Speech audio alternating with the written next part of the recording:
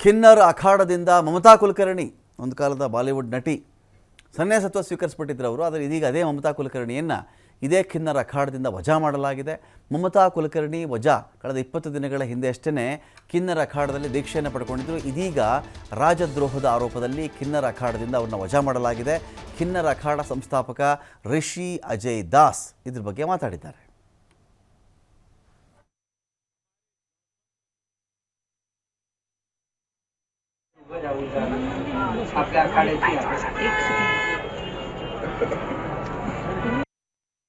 इसको लेकर क्या कहेंगे? आपने पिंडदान किया अभी, इसकी क्या शुरुआत में क्या बोलूं आपको?